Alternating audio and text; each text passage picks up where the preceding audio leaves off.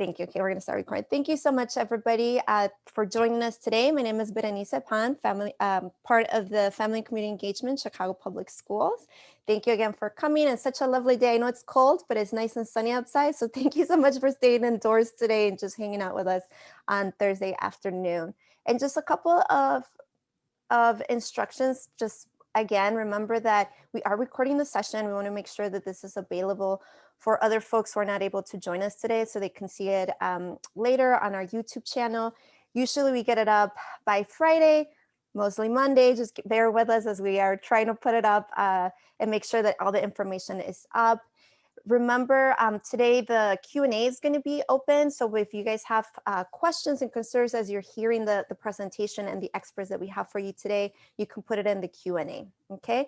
And we have today, we're going to share a little bit about who we have today. But before we get into who's joining us today we're going to talk about vaccinations and testing, which I know it's something that you guys, I know for me as a parent, just as a human, right? This is top of our mind. And for you guys, we're reopening our schools. I know we're going to open for fourth quarter for those students who are going to remain at home now and are starting to think about maybe sending them back in fourth quarter. This is information that you want to know, that you are curious about. So this is why we brought our experts today to share a little bit more about information with us this afternoon.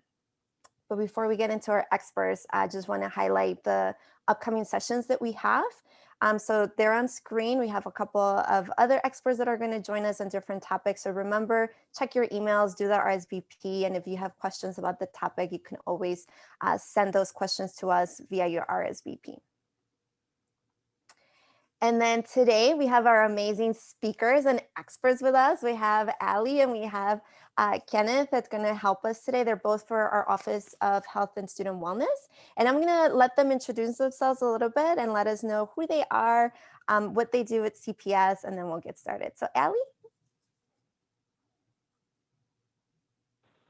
Let's start with Ken. Okay. And I'll take over presenting. Sure. Good afternoon, everybody. My name is Ken Papineau. I'm a director in our Office of Student Health and Wellness.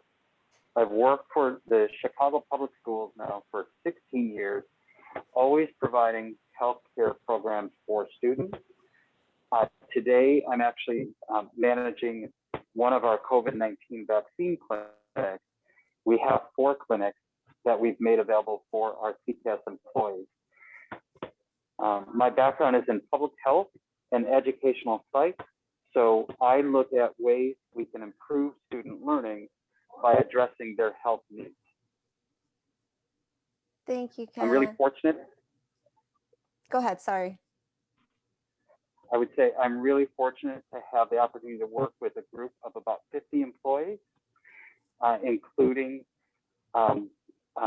partnering with about 50 hospitals or healthcare organizations around the city of Chicago who help us bring healthcare to our children in CPS.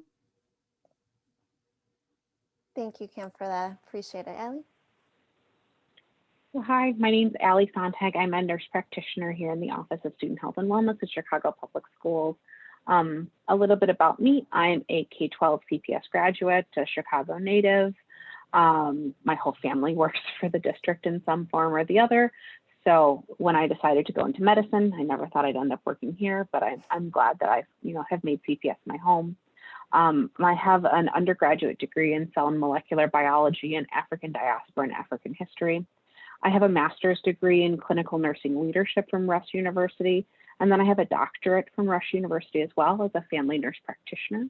My focus has been, my dissertation, where my thesis focus was on adolescent health. So it makes a lot of sense that I'm here at the district, and I'm glad to be able to connect to you all.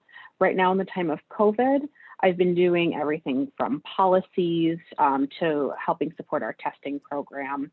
In a non-COVID world, I help our students by coordinating care and specifically supporting our students with 504s and IEPs that need PT and OT services to connect them to coordinate their care.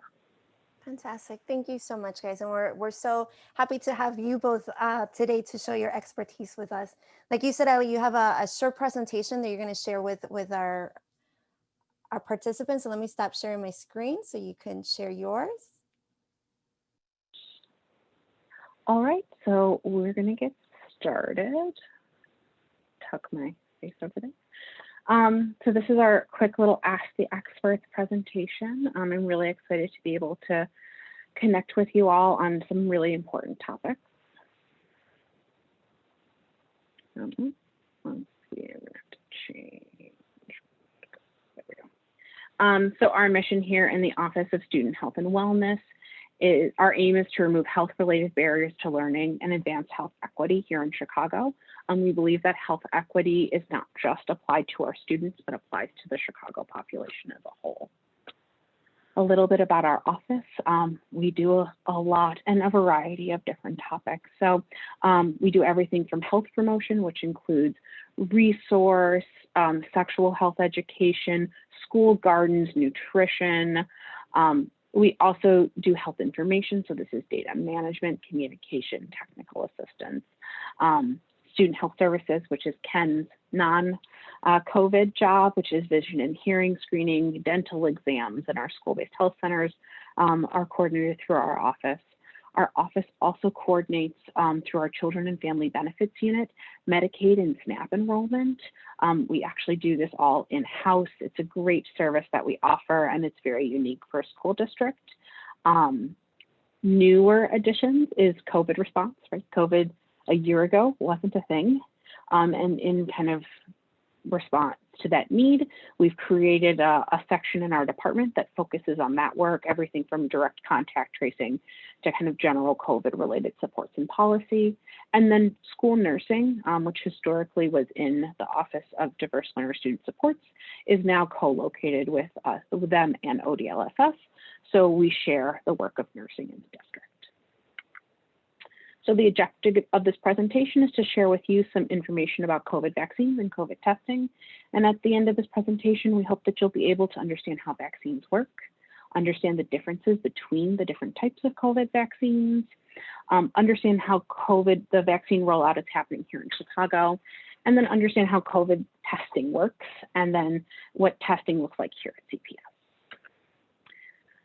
So let's start with the broad. How do vaccines work? So a vaccine is designed to use our own body's immune system to protect itself. So naturally, when we get sick, our body makes something called an antibody. And that antibody is that sticky little Y-shaped cell that allows our body to activate its emergency response. So I never, let's say I had the flu last year, which I'm pretty sure I did. I was pretty sick back in 2 years ago now. I had a terrible case of the flu.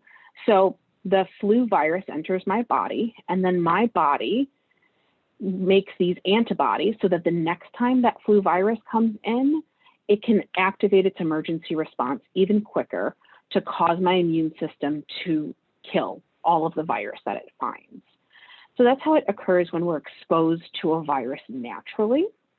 Vaccines work by hijacking that system. So you can see if it's an existing pathogen, right, something we've seen before, we have an antibody that matches. But you can see that if there's a new pathogen, in this case COVID-19, which before last year didn't exist in circulation, it wasn't here until almost a year ago, then there's no antibody that matches. So a vaccine works by introducing a tiny part of that pathogen to our body to teach our body to make a new antibody. And once our body makes that antibody, even though it never has seen this new pathogen, in this case for this vaccine, it's COVID-19, it means that our body does the same thing it would if it had seen it before. And it sounds the emergency response, and it makes our immune system attack it very quickly, and it prevents us from getting sick. So vaccines work by both protecting us as an individual, right, So when it sends out that emergency response and it says there's a new virus, you know, this is COVID, your body needs to attack it, that antibody sends that flag up very quickly, and our body is able to attack it and clear the virus very quickly. So it protects us as an individual. If there are not a lot of viral particles in my body, I may not ever get sick. And even if I do get sick, I may not get extremely sick. And that's really important. But it also protects our community, and it can protect people who can't vaccinate as well. So by me getting vaccinated, my body has cut down on the amount of virus that's ever present or spread. It lowers that amount. And so the more people that are vaccinated, the more protection it provides to our community as a whole. So for COVID-19, there are 3 different types of vaccines that we're seeing. The first one is an mRNA-based vaccine. So these are Pfizer and Moderna, both work this way. And an mRNA-based vaccine, it's a molecule that tells our body how to make a protein. And in this case, it's that little piece that the vaccine shows us that teaches our body how to make antibodies. So in this case, a vaccine gives us a small piece of this mRNA that tells us how to make the protein that looks like that COVID-19 virus. So it's this harmless protein, but it gives us the code for what COVID-19 would make us sick. And in this case, it's called the spike protein. So both Pfizer and Moderna work this way. And it is kind of that first type of vaccine that we've seen on the market. Then there's the second type, which is a protein-based vaccine. And instead of our bodies making the protein, like it does in that mRNA version, in a protein-based vaccine, the vaccine itself gives us the protein. So similarly, it injects that protein in, it's harmless, but it teaches our body how to make antibodies. And there's a vaccine that's still in trial phase called Novavax, and that uses this protein-based vaccine form. The third type of vaccine for COVID is a vector vaccine. So this is like AstraZeneca and like Johnson & Johnson, and that one has just come onto the market here in the US. And vector-based vaccines, so the first one gave us the code to make the protein. The second one gave us the protein. Now the third version, this vector vaccine, is going to give us the code again, similar to the mRNA, except this code is getting carried by another cell. So what it does is the code they put inside of, in this case, it's an adenovirus that has been made harmless, and that transports that message to our cells. It gives our cells that special DNA code to make the protein.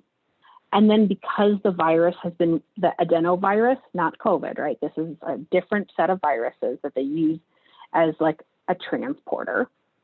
That virus goes away because it can't replicate. It doesn't, it's dead. And so those are the 3 types of vaccines that are currently in production and related to COVID. So what to expect when you get vaccinated? Pfizer, Moderna, and AstraZeneca are given as 2 shots in the upper arm, anywhere from 3 to 4 weeks apart, while the Johnson & Johnson vaccine is just 1 shot in the upper arm. Typically, it takes about 2 weeks after your final shot for you to be considered fully vaccinated. That means that your immune system has made all of those antibodies to protect you. And even after vaccination, you might be able to pick up the virus, carry it, and give it to others. So we still need to be practicing all of our best practices, wearing a mask, washing our hands, and socially distancing. There is new data coming out every day that may change our understanding. And this is what I love about science, is that it evolves, right? what I believe today may not be true tomorrow if I have new evidence that says that my information should change. And it seems like, oh, well, they were wrong, right? They said, you know, if we think back to the beginning of the pandemic, right? They were like, don't wear masks. Then they said, do wear masks. And the reason they said that is because they were looking at the data. The first look at the data, we didn't have a lot of it. We didn't know a lot about COVID. So they said, I don't think masks are going to be helpful. But the more we learned about this particular virus, we were able to say, you know what, masks do help. And here's the data that says that it does. So we're going to keep evolving our guidance in response to new data. And I want to call this out specifically with vaccines, because vaccines are relatively new. The earliest we started vaccinating here in the US was late December. We're getting more and more information every day. And so the guidance may slightly change. So the big question, the number one question is, are vaccines safe? And while both Pfizer, Moderna, and now Johnson & Johnson were developed faster than usual, they were extensively tested for both safety and efficacy. And both of these, or all three of these vaccines now, have met the FDA's, the Food and Drug Administration's, safety standards and will be carefully monitored for any problems or side effects. They've been approved under something called an emergency use authorization, an EUA. This doesn't mean that they skipped any steps, but instead they focused their trials in a very specific way. Normally, when we do a new drug, for example, you would test it in children, pregnant women, and adults. Because they were operating under this EUA, it was a very limited study. And so in the sense that they didn't test all three of those categories, they only tested this in adults. So this means that it's much more focused. That being said, there were so many people in their trials, thousands and thousands of people. So the data they got was really good. Sometimes there have been trials for other medications with a lot fewer people. This is a very robust data set that they pulled from in order to check vaccine safety. So how do vaccines work? So I was talking a little bit about those clinical trials, right? You give it, one person gets a vaccine and another person gets something called a placebo. And this means in this case, their vaccine didn't have anything in it except saline. So one person got a vaccine, the other person didn't. Neither of them know which group they're in.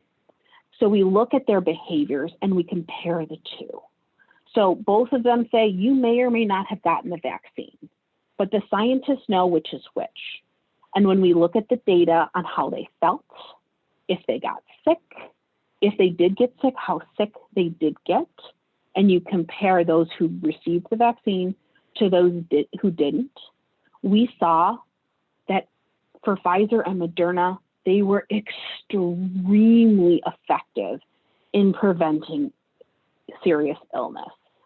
So all of them prevented people from getting hospitalized, and that Pfizer and Moderna, 95, 94% were effective at preventing people from getting COVID. This is amazing. These are great results.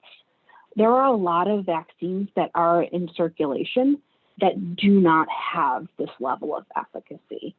These are amazing results, and the scientific community was quite frankly astonished, because this is great news for us. It means these vaccines work, and both Pfizer and Moderna prevent people from being hospitalized, 100% effective. So the people, that small percentage who did get COVID, did not get extremely sick. And that's so important. And this is how we protect our communities. So the other thing to think about is trials, right? Because you're picking people for these samples. So there were specific trials that focused on people over the age of 65, But then they also looked at age, gender, race, and ethnicity in these subgroups. And this is important because we want to make sure that the people that we did these studies on look like our country and that they represent everyone. And it's not just looking at one group of people and then applying it to a really diverse group of people. So it's really important, specifically in these studies, they did a lot of active participation to make sure that the trial studies tried to look as much like America as we could. And this is one of the reasons that this is really good data. So they were conducted in a diverse group of participants, including Asian, Black, Latinx, and Native Americans. This was a really strong study and continues to grow, right? We keep getting more data about this. And as people get vaccinated, we'll learn even more. So let's talk about the top 3 myths. All of the vaccines on the market will not give you COVID-19. There is not the COVID-19 virus in any of the vaccines. Instead, all of the vaccines are designed around that spike protein. And it's a single protein that sticks outside of COVID and it makes the cell sticky. So it sticks to your cells. It's how it enters our cells on the regular virus. In the vaccine, it's just a protein floating. It's not attached to the virus. None of these will give you COVID-19. Another concern people have is that it's going to change my DNA, right? They'll damage my DNA. That's just not how this works, honestly. This is about having our bodies learn to make that specific protein. This doesn't change your DNA. Your cells replace themselves, so our cells die. It's natural, right? Have you ever seen your dry skin? Those are skin cells. So our cells turn over at a pretty high rate, depending on the cell type. So anything that happens in one cell doesn't change all of the other cells. So even things that are contained in a single cell, that cell has a really, a time limited, it's going to die and be replaced with new cells. So it does not change our genetics, but instead it works within that single cell. And here's another thing is right now, if you receive a vaccine, you need to not change your behavior that much. It's going to protect you and it's going to protect your community. And that's so important.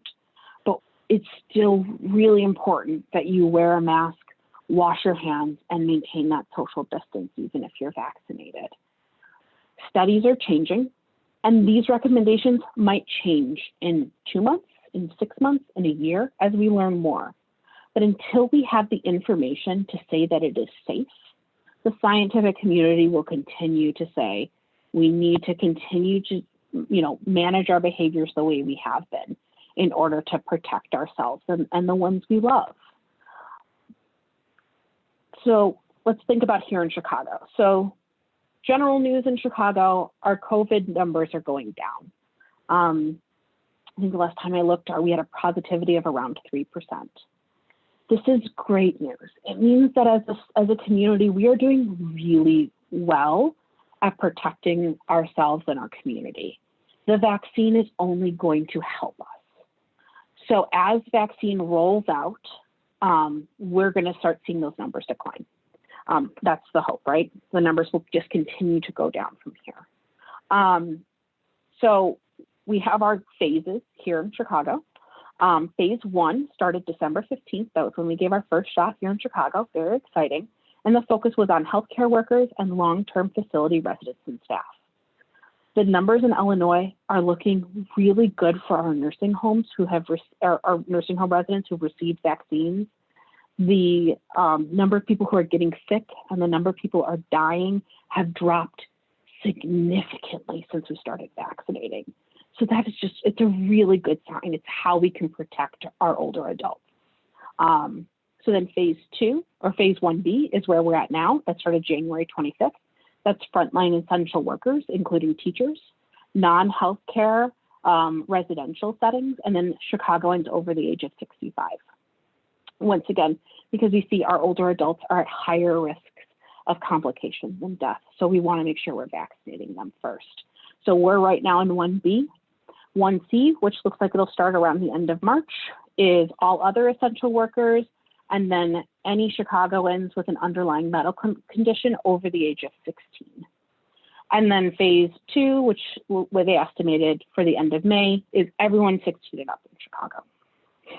So where can you get vaccinated? So if you're currently in a group that qualifies for a vaccine here in Chicago, so 1A or 1B, you can find a vaccine through the city of Chicago. The ZocDoc website is how you can register for all the vaccine opportunities through the city. That includes the United Center. And in fact, I just saw they released thousands of opportunities for those over the age of 65. So you do have to log in through that ZocDoc, ZocDoc.com/vaccine. If you're over the age of 65, you qualify for the United Center. And they just posted a lot of vaccine opportunities through that group. Cook County has a vaccine site that you can also call their hotline or visit their website. And there's the website for the Illinois Department of Public Health. So school staff are getting vaccinated. Can my child get vaccinated? That's a great question. So here in CPS, we have our vaccine prioritization strategy. The Chicago Department of Public Health has worked with CPS to allot a specific number of doses for us to administer as an employer.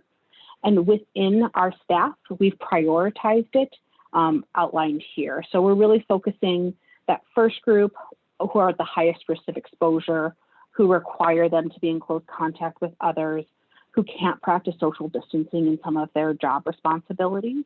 So that's our priority group. Then we'll work through our medium exposures and our low exposure staff. That's for our staff programs. That's where Ken is right now. He's helped vaccinating our CPS employees, which is really exciting. So that's for our school staff. Your students, it's a little more complicated, just to be honest. So Pfizer is approved for over the age of 16, and Moderna and Johnson & Johnson are both approved for over the age of 18.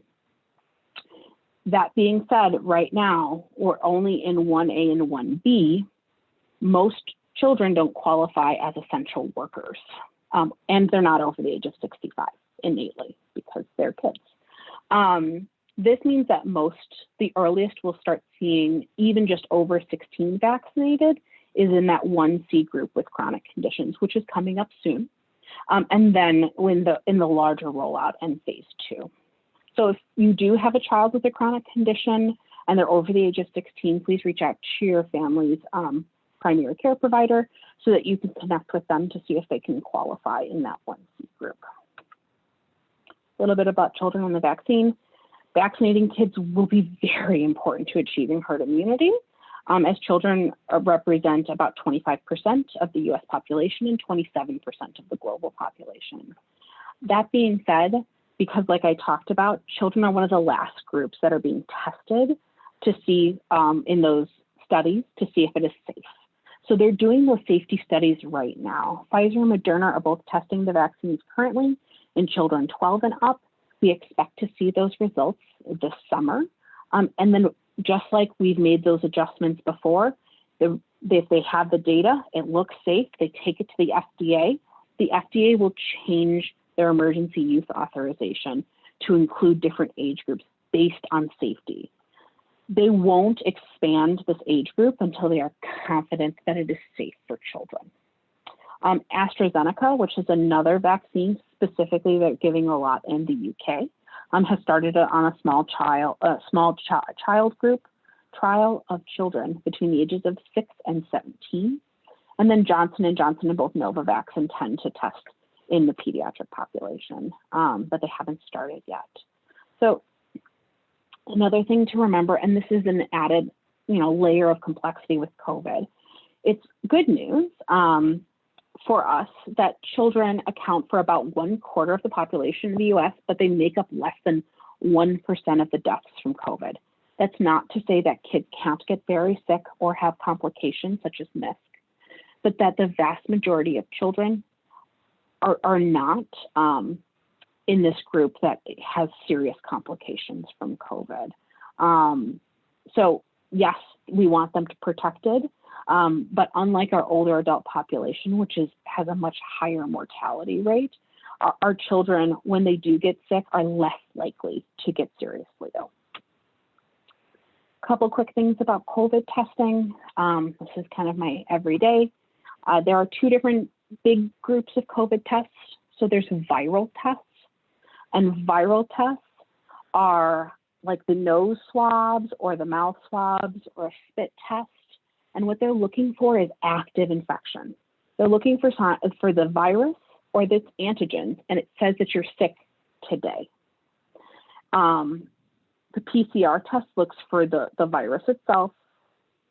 And these tests don't tell us if someone was infected in the past, if they had been exposed. This only tells us about current infections, and that the FDA approves these tests as well.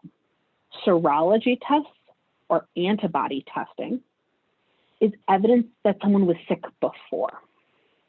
And what it does is these are blood samples that look to see if someone makes the antibodies. We talked about those earlier with the vaccine.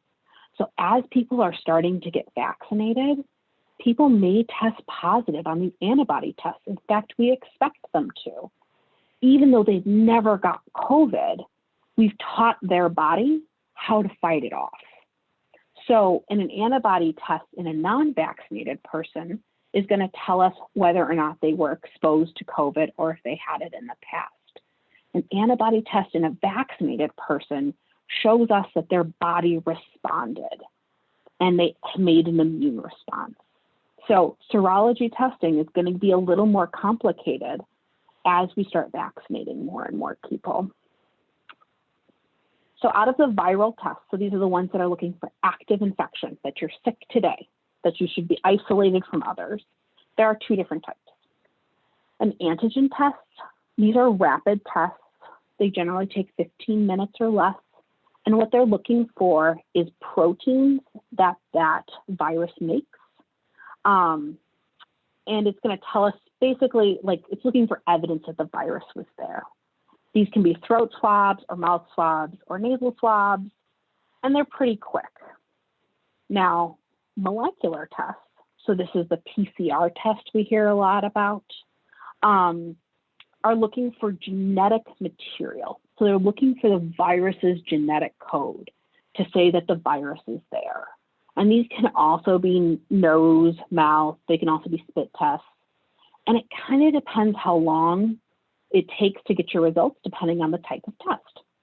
So PCR tests, which are very accurate, but they generally have to be sent back to the lab, can take 2 to 3 days to come back. There are also rapid molecular tests. So these are point of care molecular tests, such as the Abbott ID Now, and you can get these results as quick as 13 minutes. It does something similar to the PCR, but it's much quicker.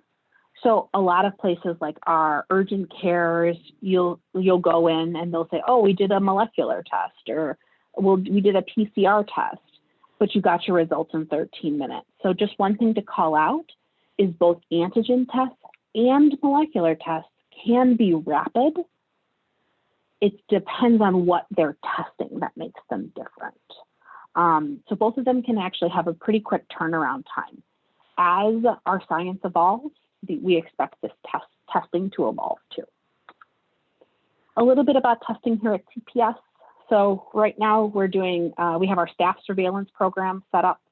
So we were starting to test, we tested first 25% of in-person staff. We scaled up to 50% 2 weeks ago now, and then 100% of staff in the zip codes that have the highest positivity rate here in Chicago. So you can see in the month of January, we tested about 6,000 people. And in the month of February, we tested like 14,000 people, a lot, because we have more people in our building for bringing our students back. And so we expected these numbers to go up. The good news is the people who tested positive, so this is an antigen test we do, who tested positive on the antigen test, still were pretty low. It was less than it was 0.15% 3%, I think, give or take, both in January and February. So not even 0.5% of the people we tested positive. So that's really good news for us. Student testing program, the goal is to offer 25% of testing to students in the top 10 zip codes with the highest positivity rate. And those zip codes are going to be provided to us have been provided to us by CDPH. We're finalizing the process with the vendor who's going to come to the schools to do the testing. The test will be a nasal sample, and it's going to be a molecular PCR test. So this means it's going to get sent to the lab, and it will take 2 to 3 days to come back.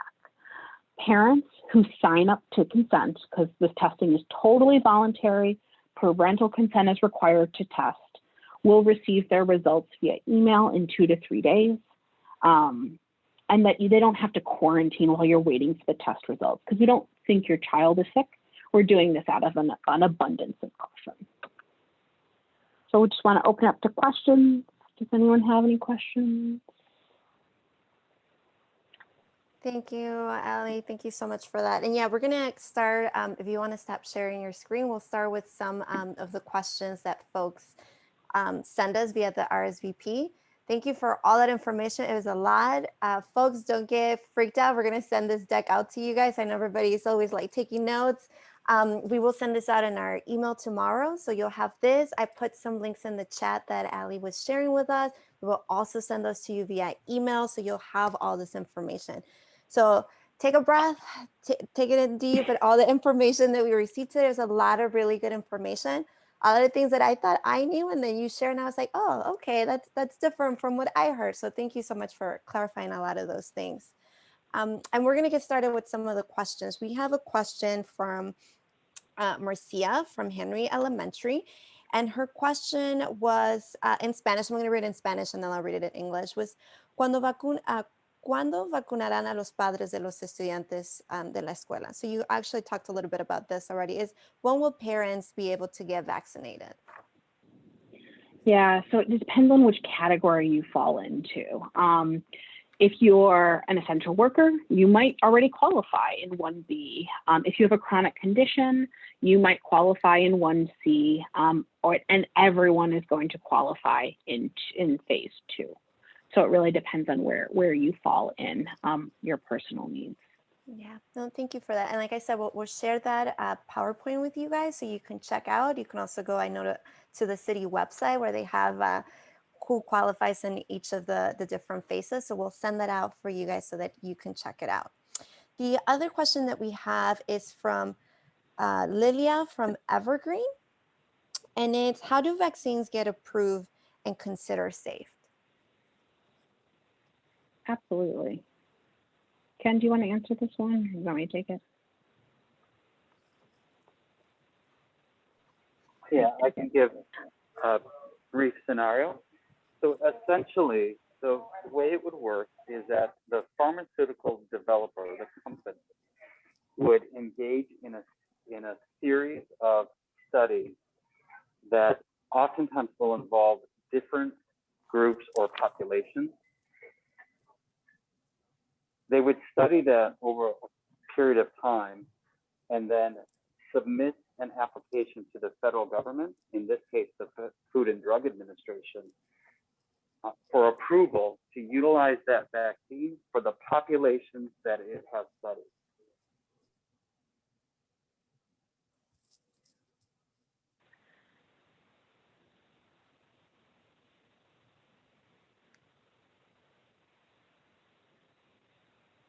Absolutely. So it's kind of that larger idea, but vaccines are really rigorously tested. They go through different phases. First, they see if it's safe at all, right? So they test healthy people with no underlying conditions to make sure that it doesn't make people sick just off the bat. And then they test it people who have complex medical conditions like diabetes, who come from a diverse background, who are older adults. Then they start expanding out. So first they make sure it's safe by testing it on healthy people, completely healthy, young, healthy people, and then they expand it. Got it. No, thank you for that. I think that's always like a concern for families and parents. Like, what effect it's going to have on me. So I appreciate you guys sharing. It's widespread, so they try to get as many different folks as possible to make sure that it's safe for everybody. The next question that we have is from Betsy from Kilmer, and I'm looking at the Q&A too for our participants, and they're very similar. So one of them is talking about what is the best resources to get a vaccine and not make it a full-time job. And there's a couple of questions in the Q&A too, like where do we get an appointment? Where do we get this list of where we can get vaccine? Yeah. Absolutely. I have found that the best resource is if you go to the cityofchicago.org, right on the main page is a link to ZocDoc. And that ZocDoc is a comprehensive list of everywhere in the city who is offering vaccines. And it also allows you to book your appointment directly through that ZocDoc link. Got it. Thank you so much, Ken. Allie, is there anything you want to add? ZocDoc is great. I agree. It does sometimes feel like a lot of work. I will say my husband's a teacher. He was, on the lookout for vaccines. Same with my mom, who's over 65. The ZocDoc didn't exist at that point, and it is like a nice one-stop shopping. And I do know if you have anyone in your life who's over 65, I do encourage you to log in today to ZocDoc because they just posted a bunch of the United Center appointments for people in Illinois. So it's the whole state. You don't even have to live in Chicago, who are over the age of 65. And I know those appointments will fill up quickly, but we really want to make sure that, our grandparents, my mom who's over 65, right? That population is signing up. So sign up today if you have someone in your life who qualifies in that group. Absolutely, absolutely. Go ahead. And the website also has provided a phone number because not everybody has internet access. The city is now utilizing a phone number that our over 65 community can also use. Yeah, no, thank you for mentioning it. I know a lot of our community were like, well, grandma and grandpa don't know how to use internet. So how do we do it, right? I know from my dad, I had to do it because he was like, I can't do it, figure it out. So I think that's super helpful that there's a phone number now where our community can call, and we will provide that information for you guys. If you don't have it, if you are not able to go online, we'll send that out to you guys to have that information. The next questions that we have is from Aurelia from Sembrandos El Futuro. And her question is, does the vaccine have second effects for people with diabetes? So I can talk a little bit about side effects. So some people experience side effects either on the first dose. A lot more people, not all, experience them at the second dose. I can speak for myself personally in my house. Both my husband and I have both been vaccinated. We got 2 doses of the Pfizer vaccine. So the first dose, I had a sore arm, and the second dose, I was really tired and I had chills. And I felt like I had a pretty bad cold, but I wasn't congested. It lasted for me about 12 hours. I slept all night. I woke up the next morning. I still had a sore arm, but everything else had gone away. My husband, on the other hand, mind you, we are exactly the same age because we graduated high school at the same time, had no symptoms. He's like, oh, my arm hurts. And then from the first one and the second one, he's like, my arm still just hurts a little. And I was like, well, that seems unfair. I had some side effects and you had none. It's hard to say who's going to experience side effects. Sometimes people who've had COVID in the past may have side effects with the first dose and not the second, versus people who didn't have COVID won't have any side effects with the first dose, but will have them with the second. Some people never experience side effects at all other than a sore arm. So it's not necessarily about your personal chronic disease. We don't really have enough information to know who's going to get side effects and who isn't, but some people do and some people don't. Either way, it doesn't mean that the vaccine isn't working. Whether you have side effects or not, your body is making those antibodies. Thank you. Ken, do you want to add anything to that? Yeah, specifically as it relates to diabetes, depending on the side effects that you experience, just like if you were to get a flu or a bad cold, a person with diabetes might experience a change in how they need to manage their blood sugar. So it's important always to have your diabetic supplies available post-vaccine in the event that you need assistance managing your blood sugar following the vaccination. Thank you for that. Yeah, no, so it's important, right? If you know you need those things, to have them in hand, to be ready. It's always good to be ready for what you can expect or don't know what we're going to expect. So thank you so much for that.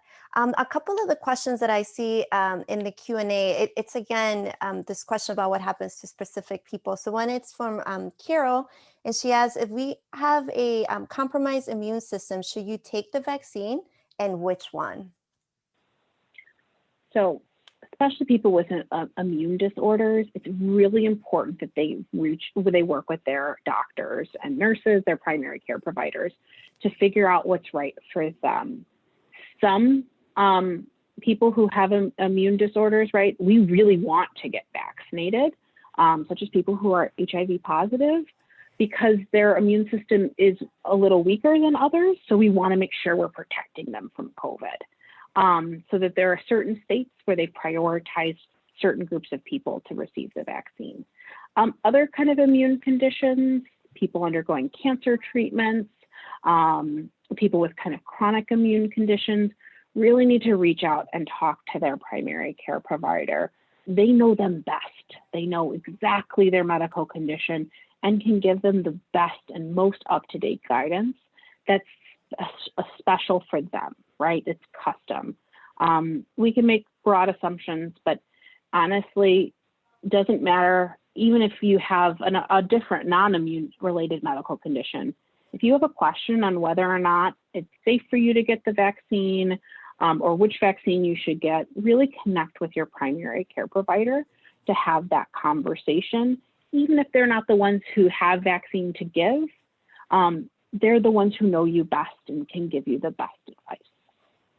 Thank you. No, thank you for clarifying that, right? If you have questions, if you have concerns, reach out to your doctor to, like you said, Allie, like they know you the best, right? You hopefully have been with them for a little bit, so they know your history. So definitely reach out to them. So thank you for that. One of the questions that keeps popping up here on the Q&A, and I know you talked a little bit about it, is this vaccinations for kids. So for students that are 18 and under. So if you can just a little bit refresh our memory when those might come out. So right now it's all up in the air. There is, because we haven't seen the data yet. So what we're hoping to see is that by summer, they will have published data for at least Pfizer and Moderna down to the age of 12 for both of them. They are looking at some younger age groups, but right now it's just moving it down to the age of 12. Summer would be the earliest we could see that data. And once we see the data, then the FDA has to review and approve it.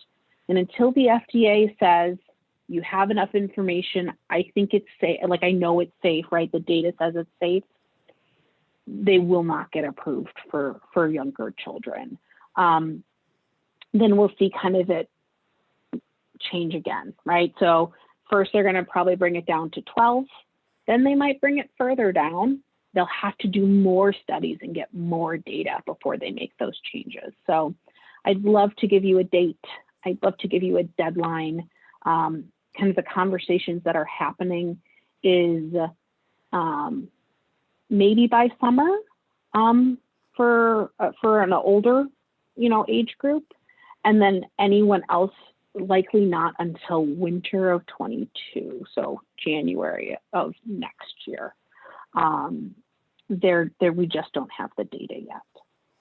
No, thank you for that. And I think it's great that you're explaining the process, right? Because a lot of us don't know what it takes to to do a vaccine and the amount of people that need to be part of the trials, as you were saying, to make sure that we have a lot of different kids, right? Latinos or African Americans, so that we know that it's safe for everybody. So I know as a parent, we want something now. We want to make sure that our kids are safe, and we want a vaccine. I'm a mom. My munchkin's going to be 12, so I know I want to get him vaccinated.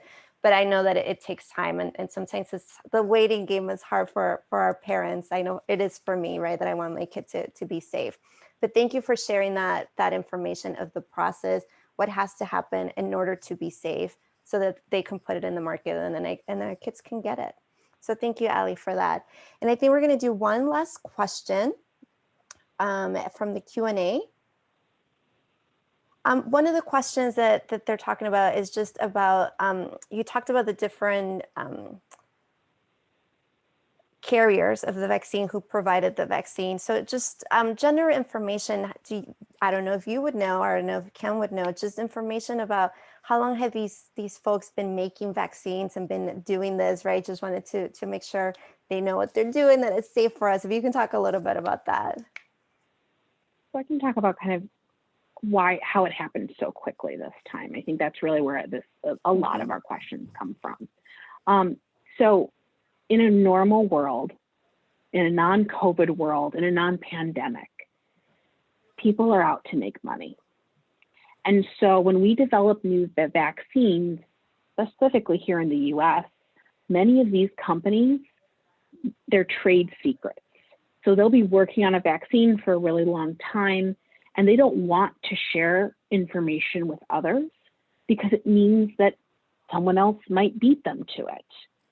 COVID is different. It was a moment in which the world scientific community came together. And as soon as they sequenced the spike protein, they put it on the internet. That's not normally how this works. Everyone would have to sequence it themselves. Then we'd share it with some people and not with others. And it would be very secret because vaccines normally make people a lot of money. This isn't the case. It was an emergency. So China actually sequenced the virus first because they had some of those early samples from being kind of the center of all of this. So they had really early sequencing data for the spike protein, and they published it online and they shared it with everyone. So all of the scientists who were working on COVID vaccine didn't have to use their time and energy to sequence it. They had that information. So we've obviously sequenced it like millions of times since, and the sequence is the same, but it was that early sharing. And then they were publishing data. Everyone was sharing. They said, this is working really well, and this isn't working as well. And it was the reason it happened so quickly is because everyone was talking from every country. People weren't competing. People were competing against the virus, right? To get it done as soon as possible. So we've seen a really, really quick turnaround because we all worked together. And that's something that doesn't always happen when there's money to be made, to be honest. So this was a really good thing for our communities. These people make vaccines. Like we think of Johnson & Johnson, we think of like baby wash, right? Like that's what I think of. I think of that like really yummy smelling baby wash. They do a lot more than that. They do drugs, they do vaccines, they do all of these things. AstraZeneca is a large pharmaceutical company. Pfizer is a massive pharmaceutical company, both here and abroad. The Moderna vaccine is both NIH funded, so that's our National Institute of Health here in the United States. So these are co-funded projects. They gave them especially the NIH for Moderna, gave money to people they thought could get the job done, and that could get us there as quick as possible. And these companies did. There's a lot of vaccines out there. China has its own version. Russia has its own version. We're seeing a lot of them, and they'll continue to come onto the market. So all of these companies do medicine. How we got it done so quickly was really because people were talking. And that's not normally how this works. No, and thank you for sharing that. I think it's important for us to know, because I know like my parents were like, why did it come out so fast? Like it doesn't happen, right? Like they think back when they're children and how long vaccines took, right? So I think it's awesome that you share with us. They're sharing information. Everybody was fighting against the same thing. So we just came together as humans, I think, right? To fight against this thing that was just, you know, killing us humans. So I think that was really important for you to share and for us to know that working together, this is how it became so fast, and we were able to have this vaccine that's hopefully gonna help us and get us through it. So thank you so much, Allie, for that. I'm looking at the time, so I'm gonna be conscious at the time. So Ken and Allie, I want to ask before we say goodbye this afternoon. You gave us a lot of information, a lot of really, really good information. What are three main things, if the both of you guys can share, I don't know, Ken or Allie, if you want to go first, what are three main things that you want people to really take today from what you guys have been teaching us? Ken, do you want to start?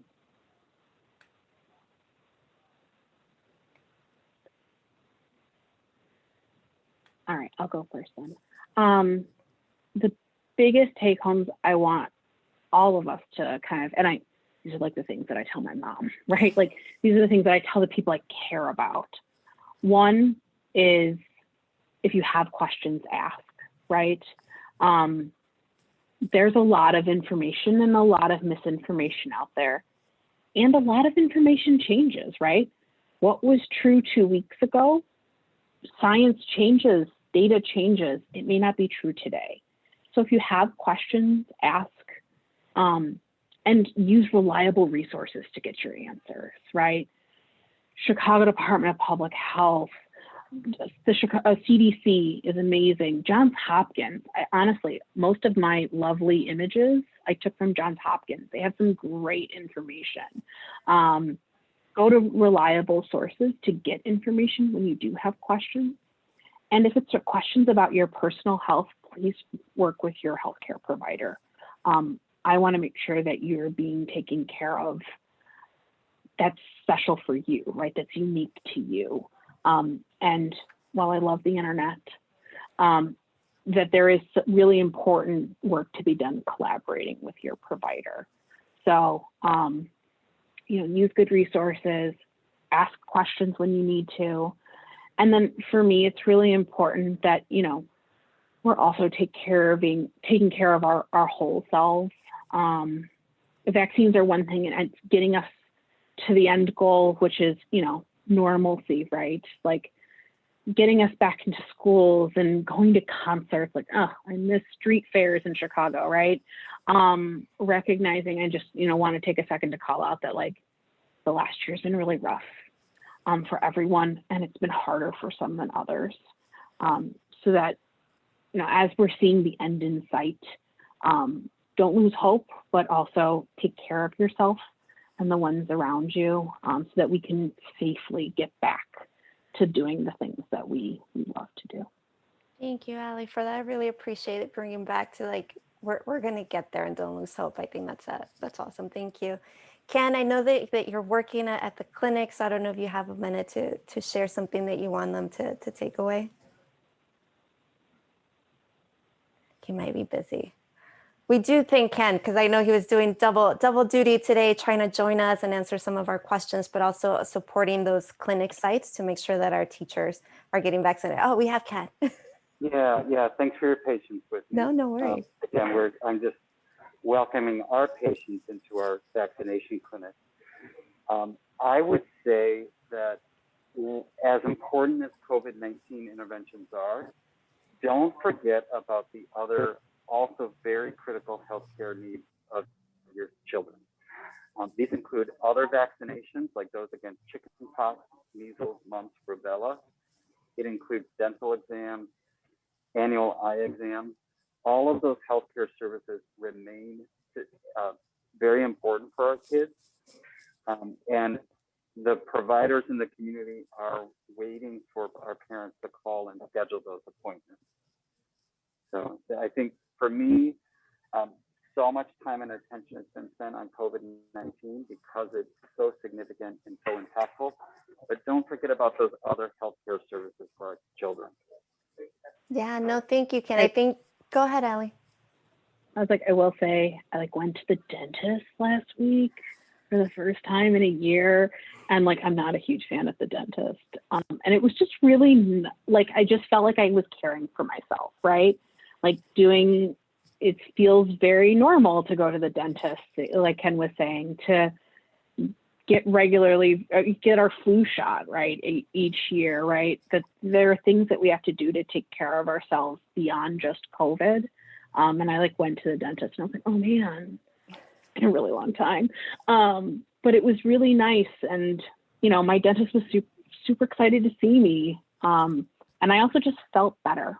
I felt like I was taking care of myself again. And I don't know if I personally have been very good at that with everything that's going on. And it's something that I'm working to be better towards. Thank you. No, I think you both make really good points, right?